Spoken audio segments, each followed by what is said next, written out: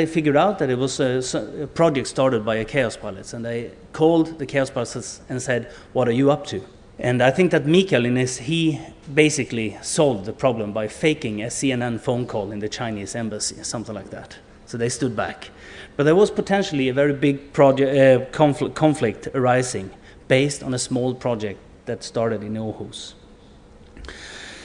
The Kaospilots is an idea of what motivates people to learn and to create.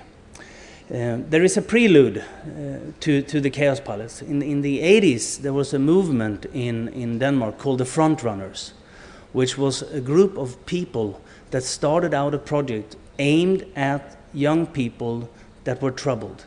They couldn't find a place in society, so they started out something called the Frontrunners. And the Frontrunners developed a lot of cultural events, a lot of projects that turned into companies over the course of the 1980s. In 1989, they were approached by another movement called Next. And they had a suggestion for the Frontrunners. They said, "We would like to do a project in Russia, in Soviet Union. And we would like you to join."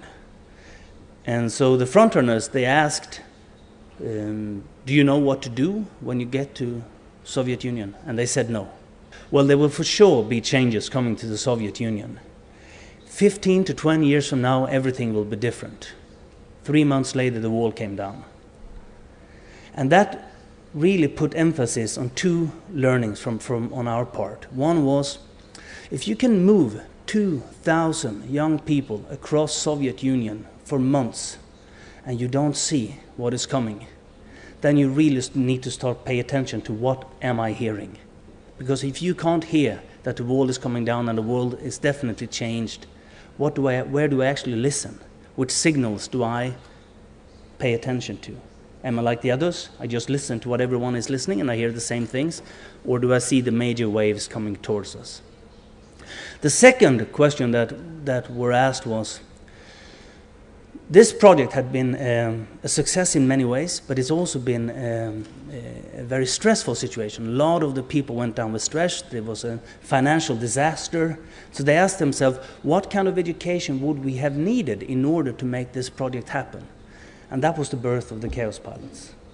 So the Kaospilots was one of the first educations for many, many years that did not originate from higher institutions. It grew out from the streets. And as such, it has been the way, what made this attractive, I think, for other educations.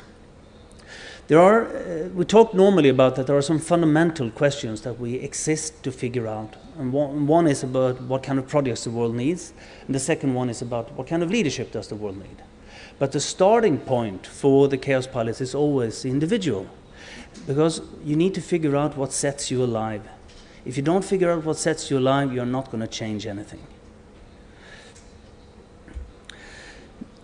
In 1997, on the third and fourth semester, we have a project called The Outpost, where we send an entire team of students to a creative hotspot somewhere in the world. This year, right now, they're actually in Shanghai, and they are doing a project on creative industries, mapping out creative industries in China. In 1997, we were in US, in San Francisco. It was almost a starting point for most of us when it comes to IT and all of that, so it was a fascinating time. We got in contact with a man called D-Hawk to figure out what kind of project should we conduct in San Francisco. And D-Hawk, it turned out, he wasn't just anyone. It was just that we did not know who he was. D-Hawk created the Visa card. And the first meeting we had with D-Hawk was something where he did something like this. Let me see if I have my Visa card here. He said, all of you, do you know what this is? And everyone nodded. Yes, we knew what that was. He said, do you know who's the CEO of Visa? Silence. Do you know where the headquarters is? Silence. Do you know who owns Visa? Silence. Do you know anyone that works at Visa? Silence. And he said, we have a revenue of 8,000 billions. Something like that. And suddenly the conspiracy theories flingered. What is this? And he told the story about how Visa was created and how the thing that already, because there had existed a lot of payment cards. The problem was that Bank of America and the others, they lost a lot of money on it. They hadn't figured out yet how to make a transnational currency work. Based on that work, he created something they called the chaotic model, which in a way promoted how to create institutions for the future. And what that method basically says is that far too many things that we do, they start out with praxis. We start to do stuff, then we try to figure out what kind of structure do we actually need to make it happen. Then we ask ourselves, what kind of industry are we in? Then we figure out, who are you people that are working with me? Are you the right people? Then you ask yourself, what kind of things do you believe in? And then you ask yourself, why are we here? And he said, you need to change that model. You need to start with a purpose. What is the purpose of the initiative that you're doing? Then you need to figure out what kind of values that actually promotes and encourages you in order to make that purpose happen.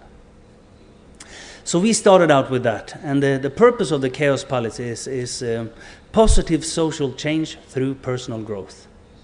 Very simple. We work with the individual to create massive change. And these are our principles, the ones that you are seeing displayed here. Those are our values. They originated from a discussion we had, what makes a perfect environment or a good environment for learning? So we asked ourselves, what needs to be in place in order for people to learn better? And these were the values that we came up with. There is a contrast, if you look at values between an educational institution like ours, and you would look at it from a business point of view. All the businesses that we have worked with, maybe not all, but many of them, they have values like professionalism, efficiency, customer-driven. But what is values? Values is something that is associated to a person, something that you would find within a friend. And if you would say that my best friend is professional, efficient, and customer-driven, you need to change your way to view on your friends, or you need to change friends, right?